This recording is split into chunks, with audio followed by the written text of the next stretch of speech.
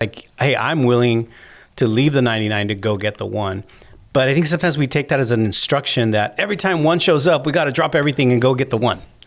Yeah, well, I mean, another way that I look at that, right, when you said it was, I'm saying no to 99 so I can go say yes to the one.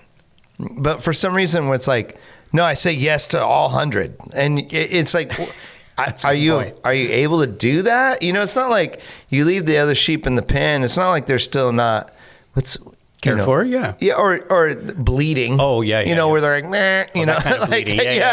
like where it's they still want things, but I have to say no to that for a little while so I can say yes to this, and that's the principle that I think we're trying to share with people. But I think what we see, especially as we've been working with a lot of nonprofit leaders, is that they overextend, overcommit, and kind of override their own limits because they're so worried about not meeting this one need that showed up in my community. Yeah. Even though they're already meeting 5 or 6 or 7 other needs that are important, like, but there's one other kid that showed up, or there's one. And so you build a whole program or ministry around that extra need.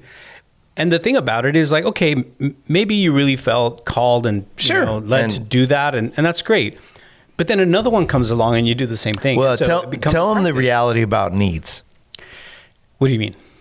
Like what? Oh, well, I mean, from the reality about a need is that it's always going to be there. Yeah, exactly. There's never not going to be a need. It's unlimited. Yes. Yeah, there's always. In fact, we know an organization. I won't say who it is, but their tagline is "The need is the mission." Yeah. And that's why they're all over the place doing all types of things all the time. It's like hard to keep up. And sure, it's inspiring that you're coming to the rescue for all these needs, but it's like, it's confusing as well. I'm like, what are you actually changing? Or are you just, is it bandage on all these needs? Or are you changing some systems or things that's happening with it? So, well, I love, you had asked this question, am I protecting my calling or just protecting how people perceive me?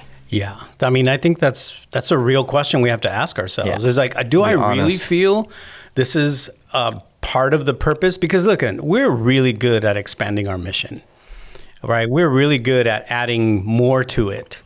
What we're not good at is cutting out of it so that we can become laser focused.